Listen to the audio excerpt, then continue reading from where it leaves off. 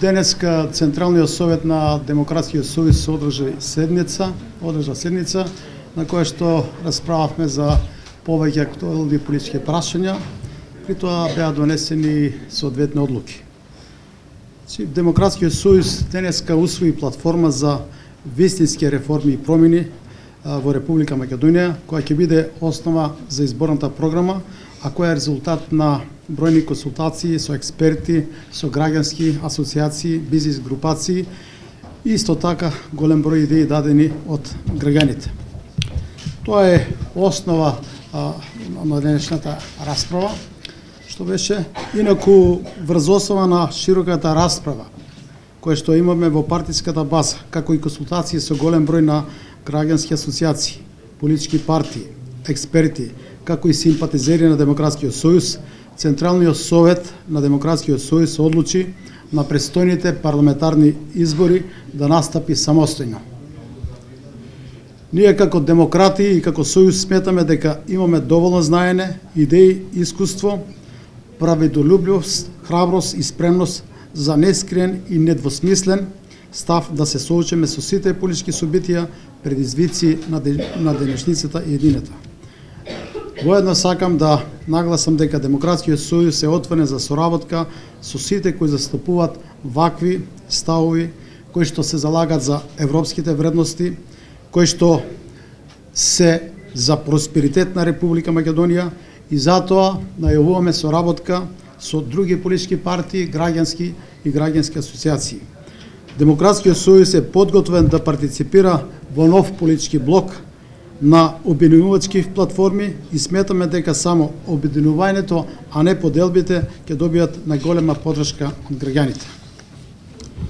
Воедно сакам неколку аспекти кои што се битни од програмата од платформата која што денес усвоиме да ги нагласам на денешната прес конференција. Прво, како еден од основните приоритети е промена во политичкиот систем со кој ќе се дефинира одговорноста на носителите на јавни функции. Во оваа насока посебно сакаме да ја прецизираме одговорноста на претседателот на владата, но и на министрите во владата, како и на сите носители на други функции. Сме за енергична борба против организираниот криминал, посебно против злоупотребата на власта и на довербата на граѓаните. Предвидуваме конфискација на имотот.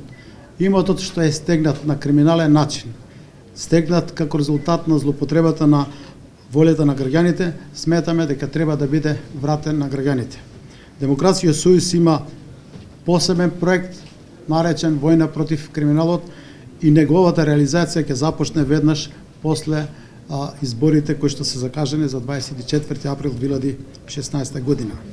Така да очекуваме голема поддршка за ова наша цврста определба дека неопходна е неселективна борба против корупцијата и криминалот, бидејќи криминалот не може да биде вредностна категорија, тоа е зло со кое што сите треба ние да се справиме. Натаму една од важните заложби е тоа што сметаме дека е клучно подобрување на стандардот на граѓаните во Република Македонија. Предвидуваме најниската плата да биде 300 евра, а најниската пензија да биде 200 евра. Исто така, во функција на подобрување на животниот стандард, сметаме дека треба да се отвори стамбен фонд од чии средства ќе се финансираат разрешување на стамбените прашања на младите брачни парови, но исто така ќе се финансира во изградба на куќи во руралните населби. Со тоа мислам дека една од основните причини може да се елиминираат кои што се битни младите кадри да останат во Република Македонија. Бидејќи тој процес на иселување е доста голем и нанесува, мислам дека огромни штети на сите во Република Македонија, ако и натаму продолжиме со таква политика што значи младите да напуштаат нашата држава. Натаму предвидуваме за сите што ќе завршат високо образование, значи сите што ќе завршат високо образование да можат година дена да остваруваат практична обука, пракса на сметка на буџетот. Тоа значи дека ќе имат можност преку вклучување во процесот на работата, голем број од компаниите да ги задржат, но исто така тие ќе бидат подготвени после тоа за самостојна работа, за самостојно отварање на бизнис или друг вид на активности.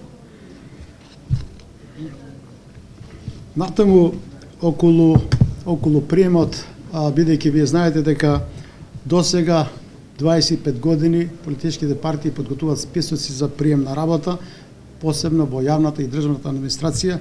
Ние сметаме дека тука треба да има јасни критериуми што ќе бидат објавени и ќе важат за сите. Три основни критериуми предлагаме да бидат битни при селекцијата на тоа кој ќе има приоритет да се вработи. Прво, време на чекање за работа, потоа постигнат успех на факултетот и рейтингот на факултетот согласно Шангајската листа, но уште и други две референтни листи кои што треба да ги предложат универзитетите од Република Македонија. И уште една работа, бидејќи има доста опширна е платформата, за која што мислиме дека треба да се организира референдум, а тоа е промена на работното време. Доколку граѓаните се изјаснат, работното време треба да биде од 7 до 15 часот.